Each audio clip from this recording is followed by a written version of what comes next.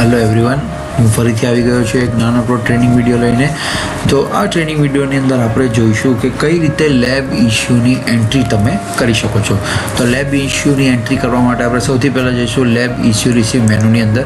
એમાં first option છે lab issue, અને જેવું લેબ ઇશ્યુ પર ક્લિક કરશો એટલે એક પેજ ખુલશે. એમાં તમને બે ઓપ્શન દેખાશે, એડ વ્યૂ, એડ ન્યૂ અને વ્યૂ. વ્યૂમાં જશો એટલે જેટલા પણ અત્યાર સુધી ઇશ્યુ કર્યા છે એનો તમે અહીંયા જોઈ શકો છો. અહીંયા તમે એડિટ, ડિલીટ અને એની એક્સેલ ફાઇલમાં પણ ડાઉનલોડ કરી શકો, એના પણ ઓપ્શન આપ્યા છે.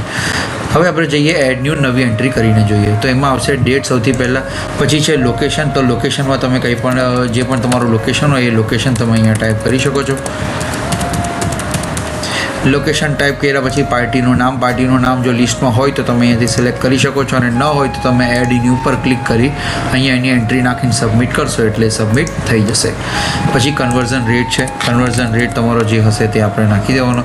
પછી આ સ્ટોક લિસ્ટ છે. સ્ટોક લિસ્ટમાંથી તમે જે ઓપ્શનને ઇશ્યુ કરવા માંગો છો એ સ્ટોક આઈડી સિલેક્ટ કરવાનો છે. સ્ટોક આઈડી સિલેક્ટ કરીને જેવું સાઇટ પર ક્લિક કરશો એની બધી ડિટેલ નીચે આવી ગઈ, તમે જોઈ શકો છો.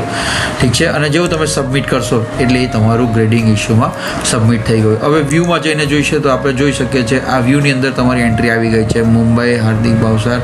અને અહીંયા એડિટ પર સિલેક્ટ કરશો તો તમને સેમ એન્ટ્રી જોવા મળશે, તમે જોઈ શકો છો 81A7. તો આ રીતે એક નાનકડો પ્રયાસ જેથી તમારા ગ્રેડિંગ ઇશ્યુની એન્ટ્રી કઈ રીતે કરી શકાય એનો એક નાનકડો ટ્રેનિંગ વિડીયો.